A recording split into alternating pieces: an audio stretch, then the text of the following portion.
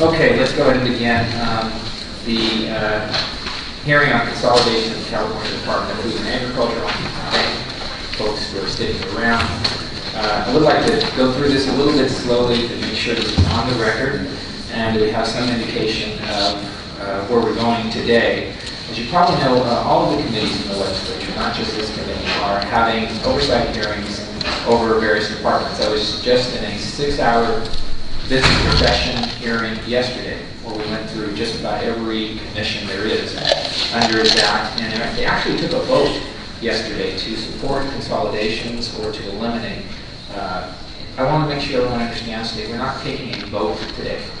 What we are ascertaining is whether or not there should be some departments that are streamlined or whether or not we should look at some sort of stock consolidation. So if there's any alarm, you should know that we're not the B&P committee. We're not taking a vote today. So, but we are going to most likely have some sort of reorganization plan come out of this hearing. So this is his opportunity today to go on the record.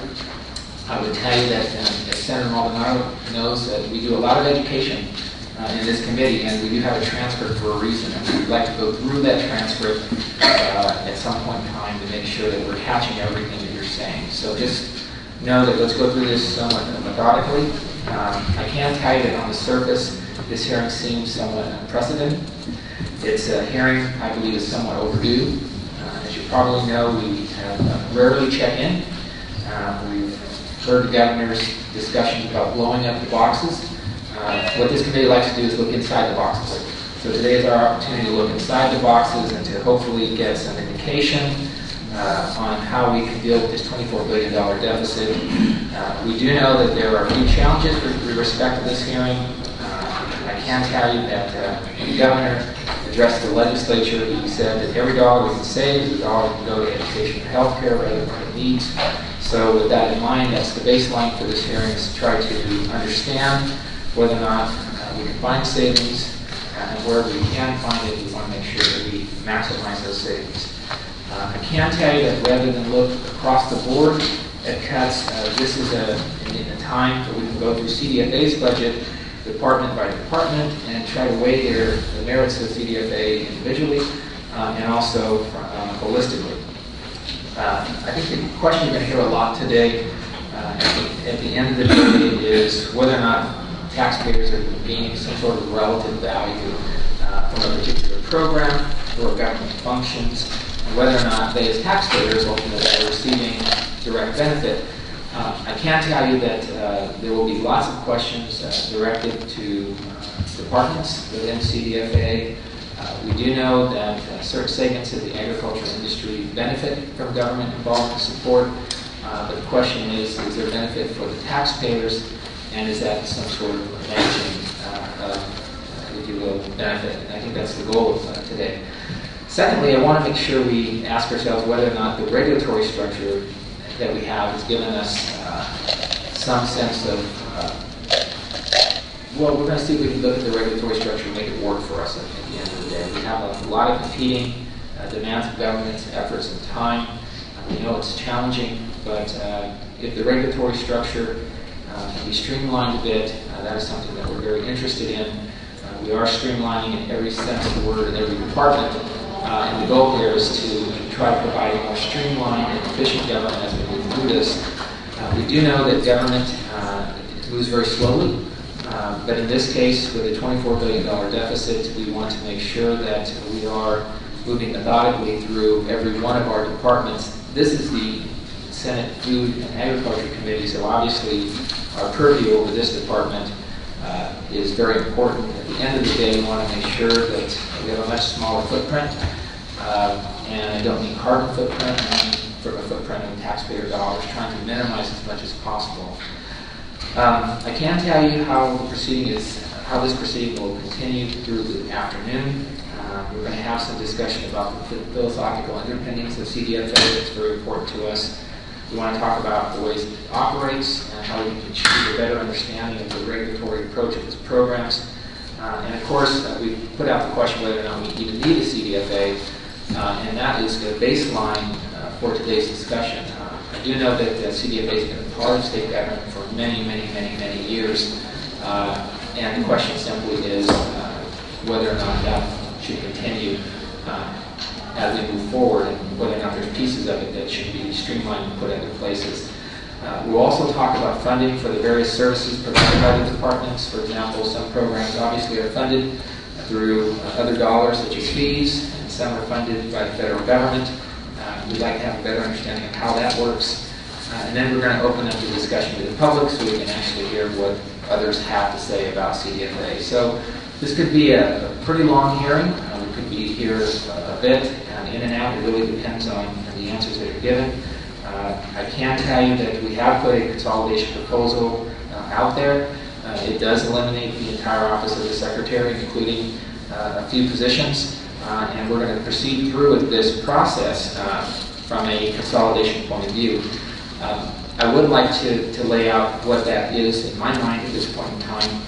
We have, as you know, a $300 million plus budget at CDFA. About $100 million of it comes from general fund funding provided to the CDFA. And I guess we're going to go through little pieces of that $100 million.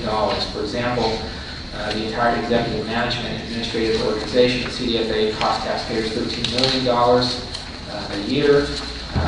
We're also going to be discussing today whether we should transfer fertilizer, chemical, and pest control activities to the Department of Pesticide Regulation for streamlining and cost savings, whether or not we abolish the agricultural marketing functions. As you know, we have about 50 boards and commissions, including the Blueberry Commission headed our way from the Assembly. And the question simply is whether or not those make sense for us and how much support ultimately is given by CDFA in regard to those boards and commissions. I would also tell you that Senator Malt and I have many, many years of discussions from the Assembly on fairs and expositions. And the simple question is today, is that a viable mechanism to provide for fairs and expositions the way we do it today, particularly in this budget? And we're going to talk a little bit about that.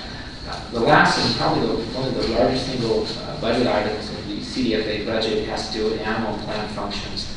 And today we're going to talk about whether or not the Department of Health, the new Department of Public Health, or the Department of Resources should take some of these issues on rather than be housed at the CDFA. Ag preservation, for example, over at the Department of Resources, plant health, animal welfare, food safety to be pushed over to the new Department of Public Health.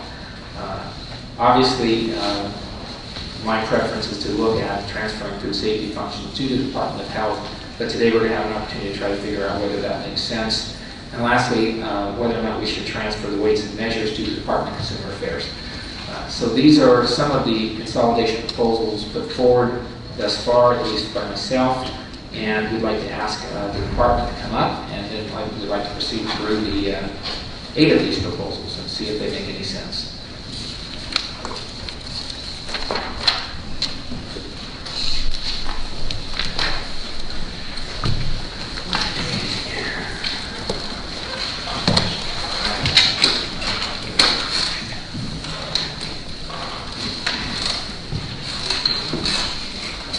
Okay, now thank you for joining us. We very much appreciate it.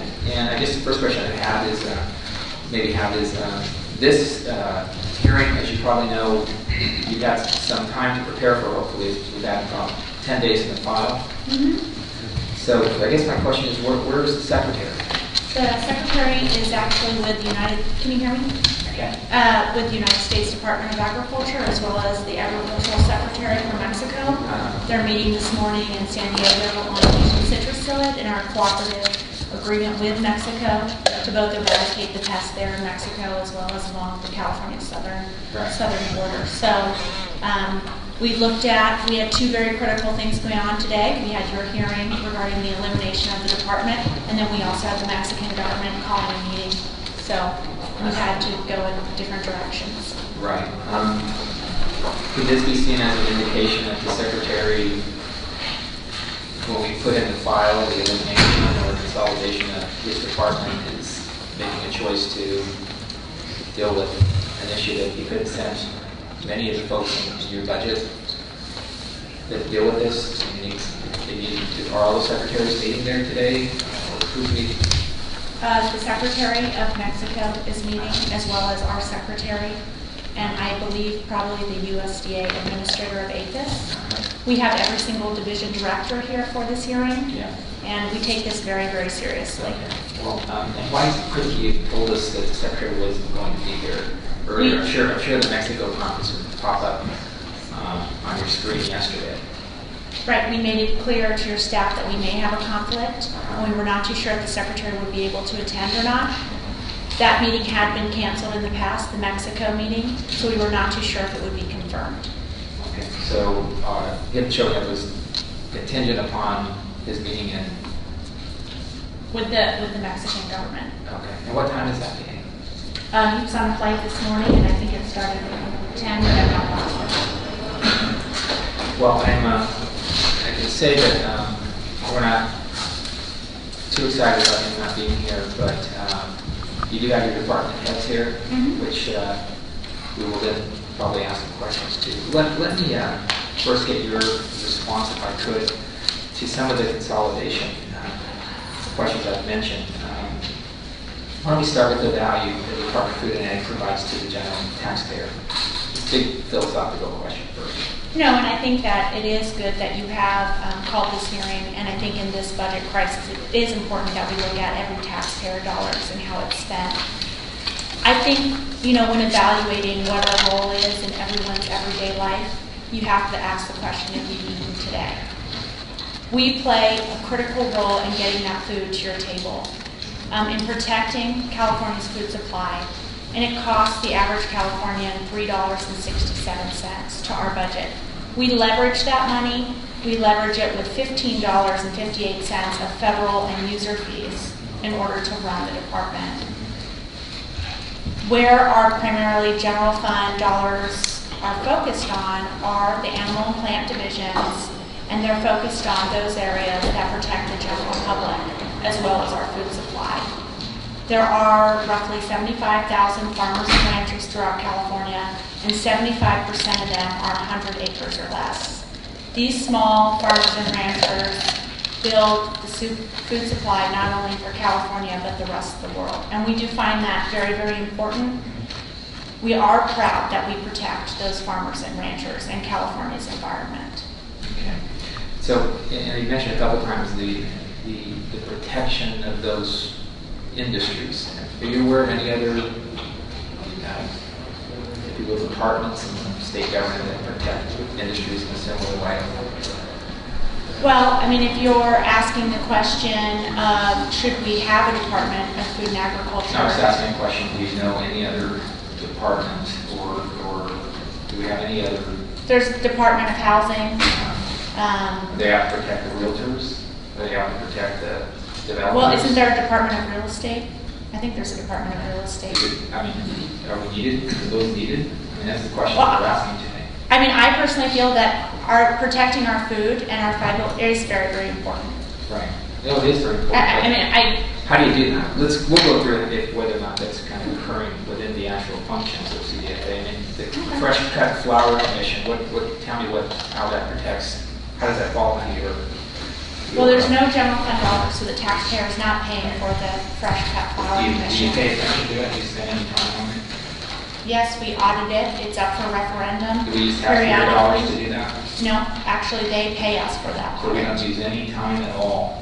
No, that division is actually no general fund dollars. And you can see that in your budget breakdown. No, I have a budget breakdown. But I'm just saying, so you tell me that as we go through some of these fee-based programs, that we use no taxpayer dollars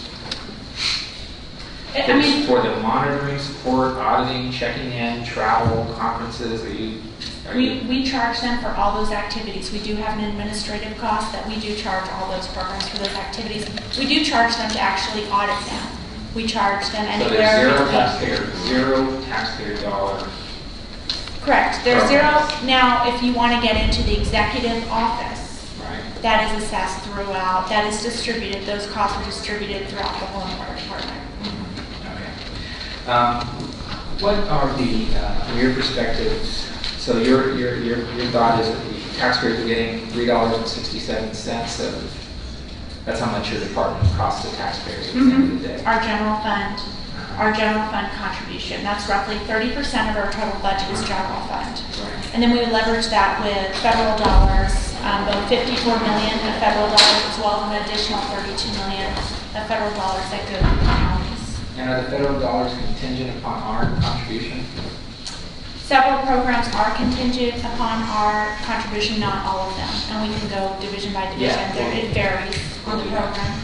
Well, what is the current management structure the best structure from your perspective? I mean, is this the best structure in order to run CDFA?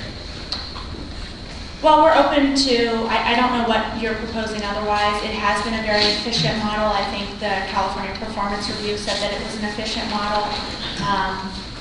But we're happy to discuss, what sort of model do you think would work? Well, that's what we're doing today. Right. So the question is, ultimately, looking at other models. Have we ever studied any other structure? Are you aware of any sort of, I mean, it isn't just you. I mean, there's been secretaries in both administrations. So have we ever taken an opportunity to look at what we've built on and ask the question whether some of these divisions need to remain? Well, I know in the California Performance Review, they did ask that question, and there were some proposals on the table there. We've actually forwarded several proposals in the past. But I think that is part of this exercise. I mean, we're in a budget crisis, so part of the exercise is reevaluating. It's good to reevaluate. When you say that the governor's performance review made some recommendations, when you say they forwarded it, does that mean they forwarded it to what does that mean? Well, one of the recommendations is that the fairs privatize, and we had a bill SB 1041 with Kehoe that would have made them special districts. And we're open to that discussion again. Yeah. And that was a department-sponsored bill? I don't know for sure if it was a department-sponsored bill. I don't know exactly, but I think it was. And I guess the question, the reason I mentioned that is you inherited this department, though the governor came in and created departments and actually put this in place. So I guess the issue is when we look at some of the functions and reforms, whether or not we can find various ways to streamline the cost structure for the department itself. Right. Let me ask another question, if I could, in terms of the evaluation. I mean, how do we evaluate the performance of your departments? How does one judge whether or not they're actually being effective in terms of delivering what they promised to deliver, which is, you mentioned, various items, food safety. That is a good question. I think it depends on the program. They have various different components. It depends on who pays into the program. Why don't you give me an example? Well, I mean, if you look at, let's take the inspection services branch. For those components that there are users being assessed, there are usually boards that they report to that do make recommendations to the secretary on various policy, whether it's the organic board, they make recommendations to the secretary, and we are revamping that program, whether it's fertilizer, same thing. If it goes into plant and animal, we have a nursery program. They report to those that are being assessed.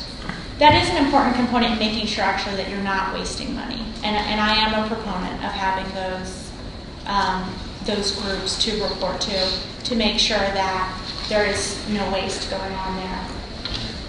Now, in everything you've mentioned there, in order to evaluate, is there some sort of evaluation process to evaluate this?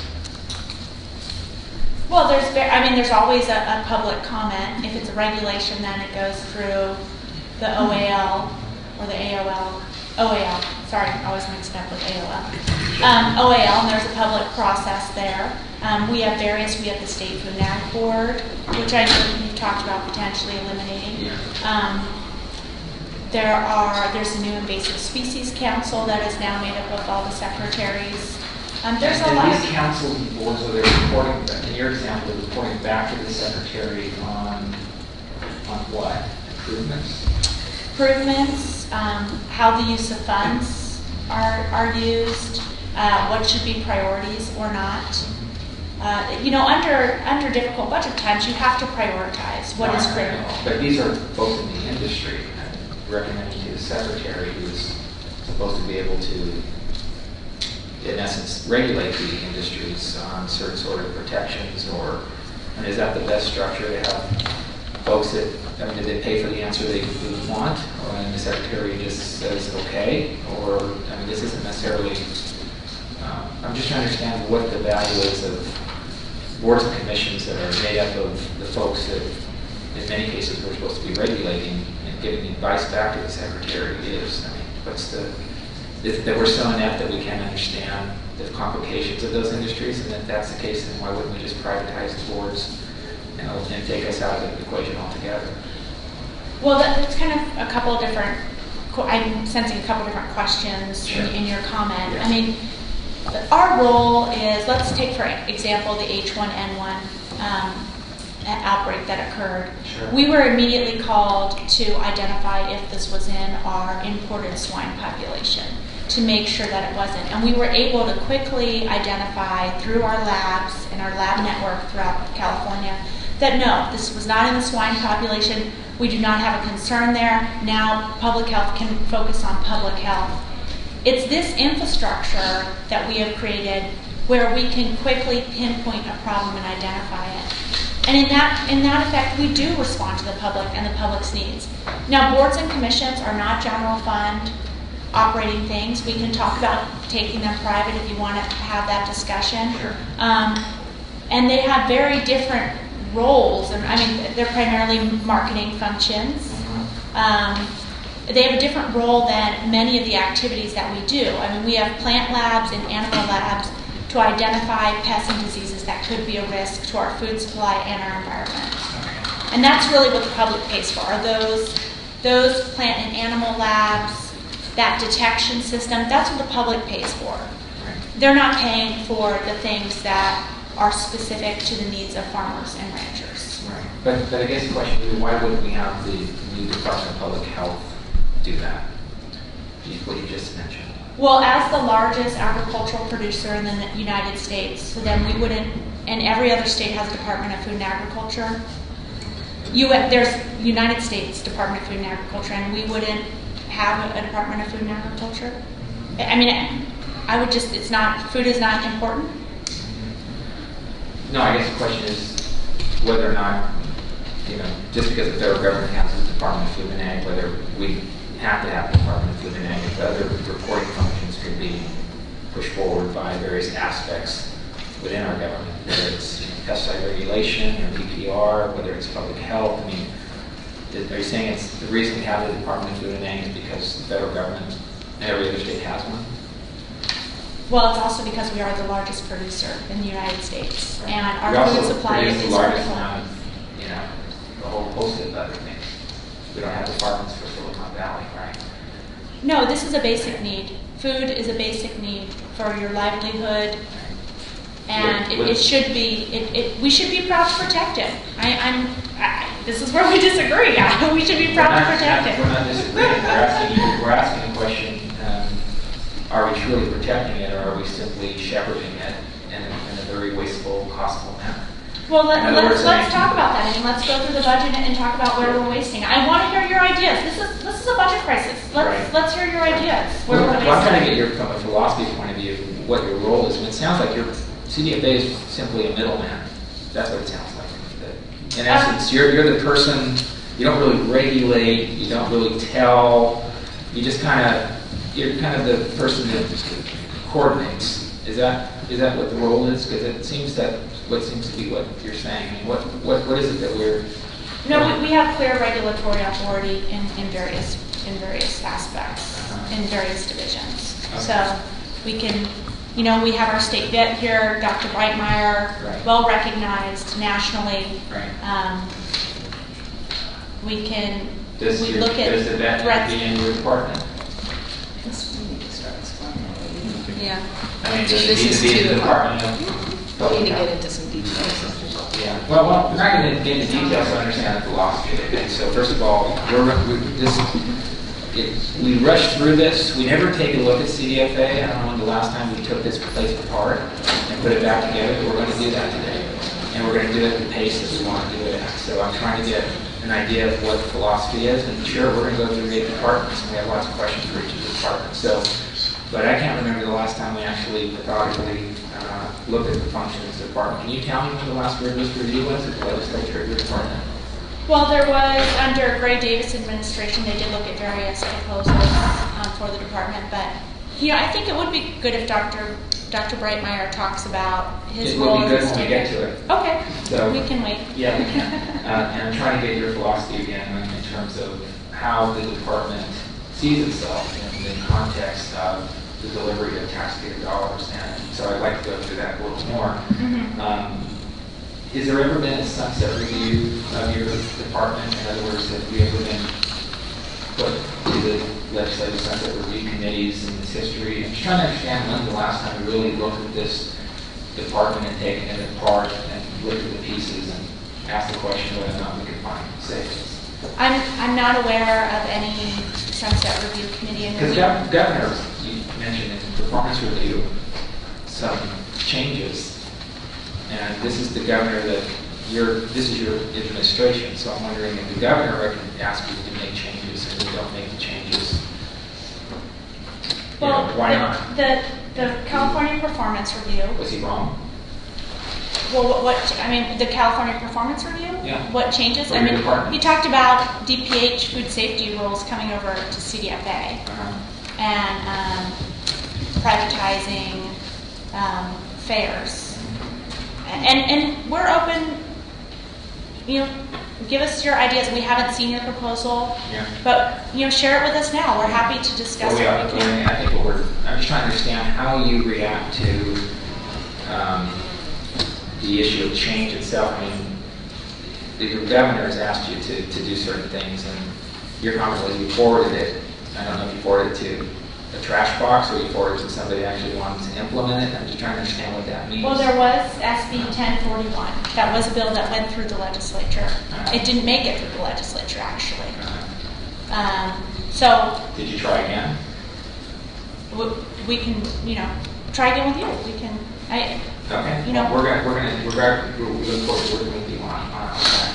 Now, the Department of Consumer Affairs goes through a similar sunset review, for example, just so people in the audience know that. I mean, this is something that we just did most recently. We actually have gone through, as I mentioned, boards and commissions. We went through the necessity of their services. We did that with Lincoln yesterday for about 6 hours. And I'm wondering, again, have we done this through your department? Just a yes or no advice. For the department as a whole, I don't believe we have. It's not to my knowledge. And do you see the need or utility for doing this once in a while? I think it is important to review the budget and to defend. I think it's a good exercise, and it is a good one for actually making changes. I think this is a good idea for hearing. Would you support a formal legislative process such as the Department of Consumer Affairs, where we actually have sunsets under department and we actually do exactly what we did in BP by statute? I would have to look at the details of the proposal. I don't know what Consumer Affairs does. They go through the departments. This is the way they're. There are several programs. Or they sunset, or they disappear. It's kind of like either doing something or you're gone. It's very simple. Kind of what they do in Texas. They sunset review committee. They go through it. Things that make it known. People would have an opportunity in that sunset review process to ask questions. They look at the way the departments are run. Managers are let go. Government is streamlined. So, I mean, I'm asking, would that be something that your department would support? An actual formal sunset review of CDFA that would match the time frame of the Department of Consumer Affairs, for example? I am happy to look at the proposal, and I'm sure the administration is as well. Okay, but do you have any thoughts on how you usually do that? I don't have any thoughts on it right now, no. Is that a question for you as Secretary? Well, I would like to review it and give it some more thought. It's a question for both of us, as well as the administration. And what is the role of the Secretary of the Department? The Secretary is an appointed position by the Governor, and it oversees and makes determinations on the Department's actions. Okay. Let's go through some of the reforms now. We have roughly about $100 million of general fund money. Do you believe that just big picture from you looking at this, without us even making a reform, that you can find savings? We have looked at various saving proposals. We've looked at them definitely. We've put forth various options, whether they be the air and maritime fee proposal, a retail tax. This was all under the Gray Davis administration, but we have looked at how to reduce our general fund obligation and replace that with various fees or more reliance on the federal government. And I think, our objective in the department is always to look at what user fees we can leverage and what federal dollars we can leverage. Okay. Let's talk about that for a moment from recouping some of the general fund dollars. Have we looked at the fee issue more directly in this budget crisis? In other words, asking folks the beneficiaries of the services to pay more, or exactly what the cost would be, so we have no general fund impact whatsoever on all of these programs? Which one was your example? Well, for example, if you looked at industry partners, and I do know that people come to our office and discuss certain types of proposals where they would be willing, in many cases, to pick up some of this. Is this the approach that you're taking in order to minimize the amount of general fund dollars, or? Absolutely. Okay. And when do we get an idea of seeing what that looks like? We are looking at where our general fund dollars are focused, which is in the plant and animal division, and who can absorb those costs. We have meat inspection, and those are primarily the small slaughter facilities for specialty meats, and we've looked at what fee those guys can absorb and how we can change that. It's quite high, so we're looking at what could we leverage some federal dollars for that, for some of our food safety components that aren't already covered by producers. In the plant division, we have gone through the budget to see, and we've had discussions with USDA over if they could cover some of our programs there, and we're still in discussions with them. Okay. Now you mentioned we're looking at what we will see, but we're going to be on the Senate floor in about 10 days voting on the budget. So when can we see some of those in actual real numbers within the budget that we're voting on in order to be reduced? What's your time frame, in other words? When do we actually get to see those?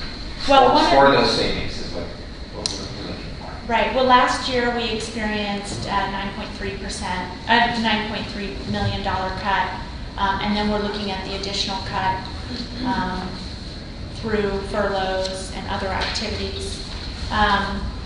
We are looking at it. What is difficult with our budget is several of our programs don't really have a user base to assess.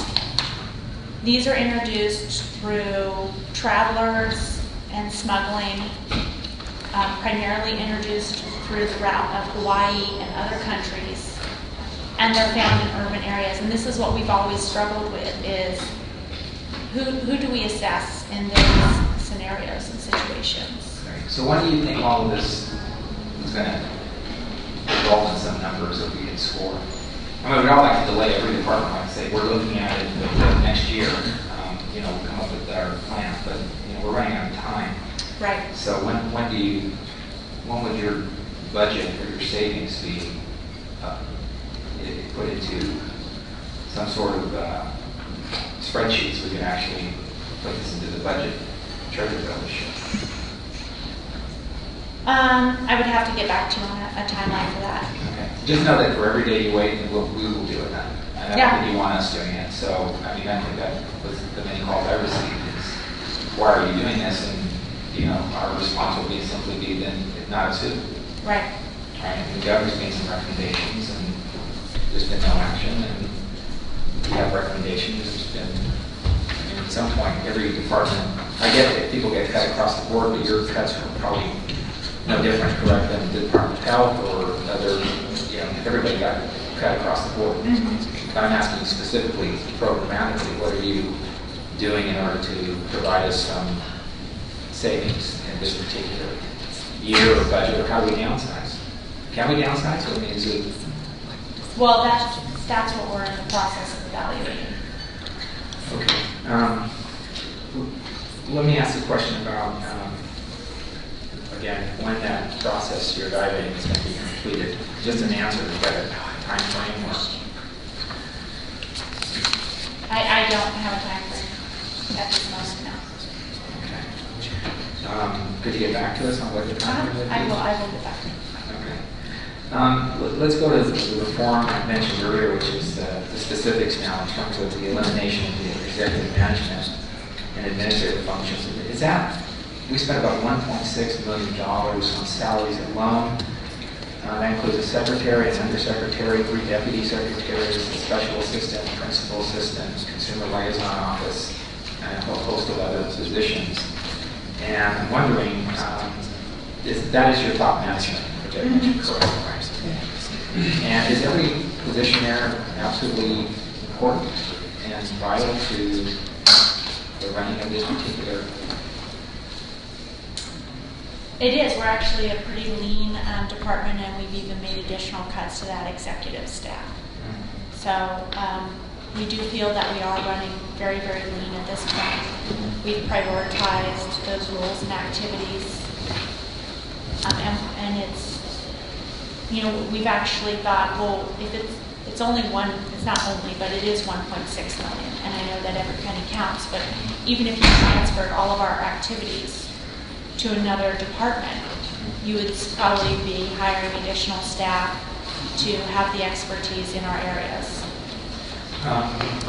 Okay, let's go through that a little bit. Those are just some of the positions I mentioned. So you're saying that we put this in another department, we would actually have to hire these very same folks in order to make the programs work. Well, we have a legal office in your area that's $1 million salary per month. I do know a few lawyers around departments. I mean, there could be other folks in legal that if we were consolidated could pick that up. If they were in DPR, the attorneys could look at DPR-related issues. If they were in Department of Health, they could look at health-related issues. I mean, how many legal departments do we need? You had a budget number of $1 million? I don't have that. About $1 million in salaries. In legal, auditing, I looked at a few of them, but I mean, I'm just wondering, legal or auditing, I mean, if we were to actually move some of these to other departments, I mean, they have legal, they have auditing, they have information technology folks training. I mean, why do we have to have dual functions in your department? Or they could be housed other places. Well, I guess we're assuming that they have excess resources in order to handle our workload. And I'm not aware of a department that does have excess resources, or maybe they do. But we're assuming that they could then absorb the workload of our department. Yeah. Okay. Well, I mean, I guess our assumption is everybody's going to want to have to work harder in absorbing, because that's the goal of downsizing, is to see what we can actually. Have you ever had discussions with any of these departments to see if they could absorb it? DPR, for example. DPR has. I have no formal discussions with them, but it depends on which components you want to move to DPR. They are not a general fund program. They're primarily through the mill assessment. So, are you proposing to, well, what are you proposing to move to DPR, I guess? What was that? What are you proposing to move to DPR? And then we can. We'll go through that. Okay. But I'm just asking, let me hold that question. We also have a federal funds unit in your department. Do we not have folks in state government that deal with federal funds on a consolidated basis? They could look at all of our federal funds, and are these so specialized that we need a special person just to look at federal funds within your department? Well, we do get roughly $86 million in federal funds, and in order to get that money, you have to fill out proposals, you have to do auditing functions, you have to ensure that it matches the program. But every department does that, right? Whether it's health or health welfare, I mean, everyone will have federal matching dollars. We have these types of functions, education. Right. Again, you're assuming that they have the excess resources to absorb that function. Well, let's see. We have legal, auditing, planning, federal funds, budget office, accounting, human resources, training, and the Department of Service branch. All 214 people, worth about $13 million in general fund expenditures. So you're telling us that you just see that same $13 million if we were to move those functions into other parts of government. Even though the other parts have a legal office, they have an auditing function, they have a federal function, and they have accounting services. I think, for the taxpayer, $13 million, I don't know what other departments are charging for their overhead, but I would think that ours is relatively small. I mean, so I don't see where, just by simply eliminating it, I don't see how you don't have to No, I get it. keep Small, some but of that. small is relative. I mean, I don't know. I mean, just to use an analogy, I mean, normally get my credit card statement and I circle the big giant purchases, but when I add it all up, it's the small purchases that actually add up to more than the big purchases. So when we start to look at small is relative. So as we start to look at smaller items, and everybody's doing this in the legislature, those small items like that credit card statement become very large. And so that's why we're going through this, in a very sequential way, so we can kind of understand what small to you might not be small as we look at state government's giant credit card and see all the small items that ultimately add up to a much larger item than some of the major cuts. These $13 million in this executive management administrative services, that doesn't account, or does it account for travel, retirement, office space, equipment, and other costs, right? So this $13 million is just salary. It's just salary. So, And that $13 million manages a budget of $348 million. yeah, right. Of which 2/3 of it is either fees or the federal government, right? Right. So we're really managing $100 million. It's general fund. Well, no, because it's a spread across all programs and. Right, but you said earlier that we're not spending any time or money on some of these fee-based programs. But the management costs are absorbed into the user fees, and other funds do pay for those management costs. It is spread across the board. So that $13 million is assessed to every single program. Again, why can't you move some of these functions to other divisions in state government? I mean, accounting, human resource, just the whole information technology unit. I mean, why couldn't we spread those to other areas? I think it gets back to if they have the excess resources to absorb them. What was that? If they have the excess resources to absorb them, then perhaps you could, but I'm not aware of those excess resources. I would think that you would have to actually take some of those positions with those programs. And in some cases, for HR, like they're cross-trained to deal with all of our divisions. We don't have, one person isn't working on one division, so actually they have multiple functions within one person. So if you were to split out the divisions, then you're talking about, a person for each division. Right, but let me give you an example. You have fertilizer, chemical, and pest control activities. I assume that the people in the Department of Pesticide Regulation know a little bit about that.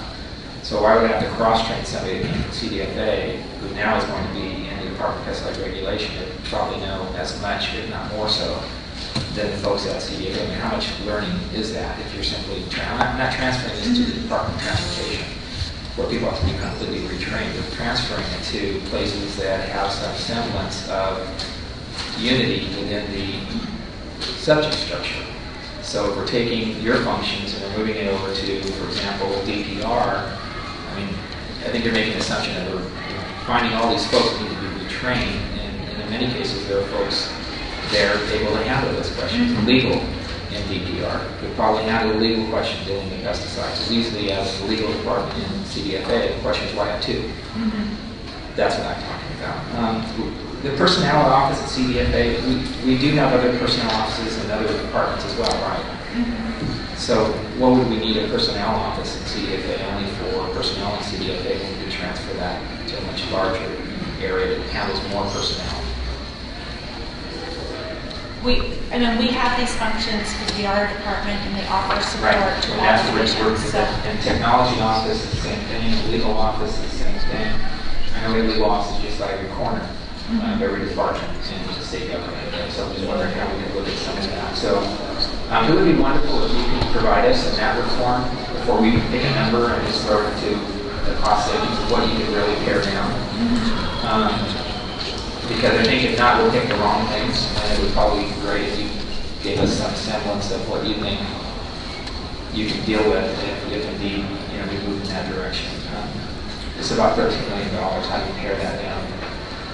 Let's go to the third reform, which is to transfer fertilizer, chemical, and pest control activities to the Department of Pesticide Regulation. I'd like to know more about that from your perspective. I mean, why shouldn't we transfer these activities to DPR?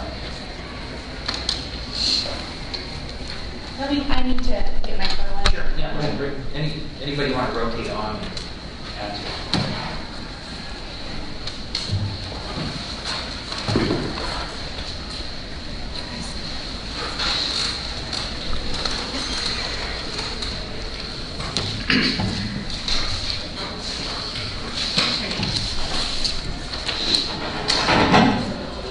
Can we get your just name for the record? My name is Dept, and I'm the Director of the Division of Inspection Services.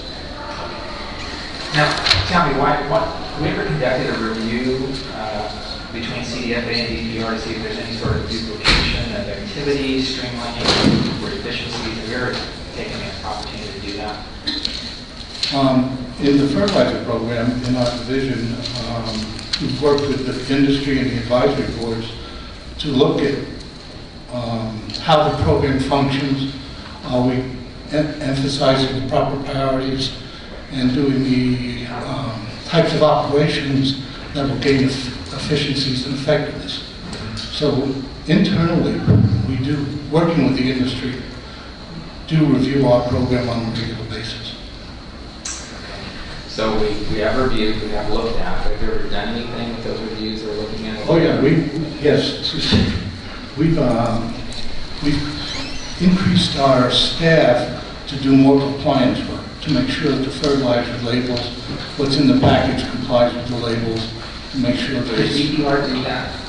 Just a DPR simple does. question. We just mentioned, did DPR do that? Yes. Okay, so in other words, they could do, is that the major thing that you do at CDFA? We also have an extensive fertilizer research program that conduct funds research at the university level to identify ways to better utilize fertilizers and, in the long run, also protect the environment. There is a lot of similarities between our program and DPR. Right, and that's as far as the cost savings go, the issue with part of our strategic planning process, what we've identified is we cross-utilize staff with other programs. So in other words, they're trained in another program, they're trained by in fertilizer regulatory activity. So when we need them at certain times of the year, they go from one program to another, and that, of course, the fertilizer program reimburses the other program. So what would happen if we moved the fertilizer program? We would have an issue with, staff. We'd have to increase staff on another program to make up for the loss of the staff from the fertilizer program, that say the health feed program. It works both ways. So we just don't have duplicate staff. We try to use the same staff in both programs so we don't have a lot of excess personnel costs. What that says to me is that you have folks that could easily be in DPR, and because they're not as utilized as they should be in CDFA, you have to do other things, which means that you could actually downsize more on CDFA to have fewer people and actually save money on both ends. That's the way I read what you just said. It's about productivity, because ultimately, how productive we are means how many hours people are working. And if we can minimize those hours, that means we'll need less folks and ultimately save money, and productivity actually might go up in certain areas. So let me ask a question about, again, the review between CDFA and DPR. Has there ever been a review, a formal review between DPR and CDFA? Regarding the fertilizer program, not that I'm aware of that. And I've only been in the position for about 5 years. If something happened a few years before that, I'm not aware of it. We do have very close interaction with DPR on a number of issues. Okay. Let's go over to the, so I want to let you know right now, it seems to be that might be something that we're really looking at doing, or at least attempting to do. The Division of Plant Health and Pest Prevention Services spends about $61 million in general fund dollars. It was mentioned, thank you very much. And I'm just trying to get an idea. That's one of the biggest general fund expenses that we have. Can we talk a little bit about some of that, breaking this down into certain components? And so let me go through them somewhat slowly. Let's talk about pest eradication, because in general, this is where the majority of the general fund dollars are being spent. And I want to go over some of the programs there. How would you describe, big picture, the relative benefit to taxpayers for this program, the pest eradication program? I know how it benefits industry, but I'm just trying to understand from a taxpayer point of view, so we can get that on the record. I think from the taxpayer point of view, especially since, Can you state your name? I'm sorry, John Connell, I'm the Director of Plant Health and Pest Prevention Services. From the taxpayer point of view, I think what you're seeing is, one, you're protecting the ultimate ability to produce agricultural harvest in the state of California, whether it's in an organic or a sustainable setting, or even in the backyard setting, where folks right now in this economy are busy putting in gardens and growing fruit trees. A lot of the pests are very broad, host-range type pests that we deal with in the urban environment, and have an impact directly on the ability to produce those crops. But beyond that, a lot of the pests that come into the state of California have direct impacts on the rest of the environment of the state. For instance, the gypsy moth, large forest pests, some of the aquatic weeds directly impact the availability of clean water to whether it's agriculture or to the ability to distribute water throughout the state to the urban population. And just for the record, I know that many of these pests, do they have any sort of impact on themselves, on human beings, or is this a crop protection program? Actually, some of them do, and not only human beings, but it could be native and threatened endangered species as well.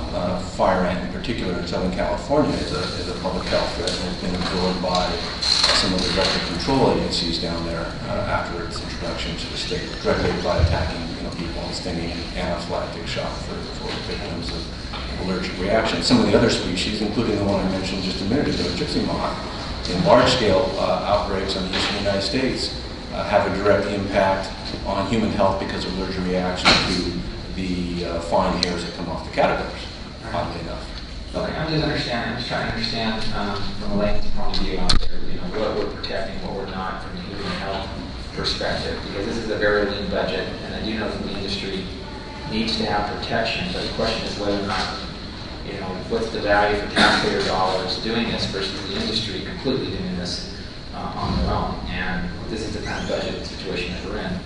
So I'm trying to figure out from a human perspective, from an impact, if you will, on taxpayers' own health and safety. I mean, what are the pest eradication issues that CDFA should be working on that maybe industry wouldn't step in? In other words, we're not interested in that because it would kill more people than it would our industries. Do you understand what I'm not following your question. Okay, let me give you an example, a layman's example, like my credit card line. People have termites in their house, it destroys their homes, but the state doesn't come in and have an eradication program for termites, because these are the folks' homes. These are the folks that pay for it. These are the folks that don't look to government and say, hey, I got termites, my house is falling, you got a program that protects me, protects my kids, keeps the building from falling down. You don't have a program like that, right? Right. But you do have a program that, in essence, goes out and protects a lot of crops, right? So the question is, why would I want you to have, as a taxpayer, a protection program for crops and industry that should pay for themselves versus paying for something that actually protects me? Is that a clear example?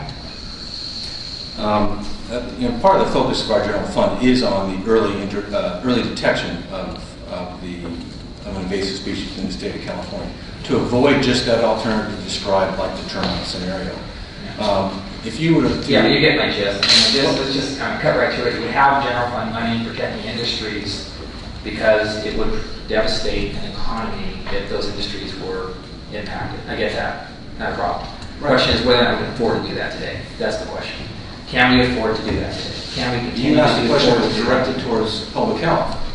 And in that regard, public health and the environment, the direct consequences of the establishment of the red coated fire net has been urban pesticide water runoff. Okay, great. Well, Great. And the same thing has been documented in the San Francisco Bay Area by DPR and by the University of California, Davis as a consequence of invasive species on the long term.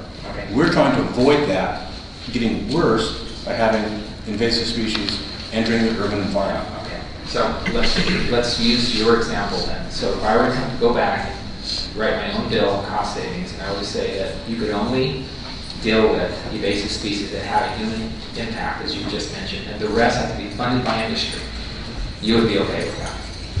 Because in essence, right, in other words, you can't afford it, and, you know, did the glassy-winged sharpshooter, let's use that for example, is that hurting any human beings? The insect itself? Yeah. No. Okay, so why are we paying for it? I think Can you answer the question? the industry does pay a component of the cost of the sharpshooter as well as federal dollars. Yeah, I know, but do, So there's matching funds, yes, there's general fund dollars. so there's why their dollars, are we there's paying, supplemental. why are we paying for it when kids are being thrown off healthy families, or, you know, the government's got a whole host of proposals that we need to mention. Why would we, in this budget situation, pay for the glass-of-wing sharpshooter when we're trying to make some very tough decisions here? Why should the industry pay for that? $2 million on the light brown apple bomb. We spend about $4 million on Pearson's disease. You know, and why would we continue to do that in this budget situation? How can we afford to continue to do that in this budget situation? I think you'll see that a lot of those pests are introduced through travelers and into urban areas. So they're not introduced into agricultural settings. And agriculture is already paying for that. They're paying for that through their crop activities, through loss of marketplaces. Again, through we're other paying things. also. I'm not disputing agriculture's contributions to the value of the product itself. I would be worried if they weren't paying something into it. I guess the question is, can we afford, from the general fund perspective, to continue to ask taxpayers to pay for it? It's the very crux of the pest eradication program discussion here today. And I think it is a good question, and I evaluated this question over the weekend, and I looked at, you know, do I feel comfortable spending $3.67 if it's going towards a monitoring program, which it is a large portion of that, of the plant budget of general fund is going towards a monitoring program that picks up pests and diseases that can be a threat to our food supply. And we do have to weigh that. I mean, is $3.67 worth protecting your food supply? If travelers are the primary... $1.50 to protect our food supply? Are we streamlining that and more efficient enough to still do the same job but at a lesser cost? I mean, it isn't necessarily... Right. I think taxpayers would like that too. I mean, they wouldn't have to try to raise their taxes here. I mean, we are paring every single department down. So I'm not sure what $3.67 means, but I do know that $1.50 sounds a lot better in this environment. So the question is, how do you get to the $1.50? If I were to give you a target and say, get it down to $1.50, then it'd probably be a better exercise for you guys than for me to sit and figure out how to get it to $1.50.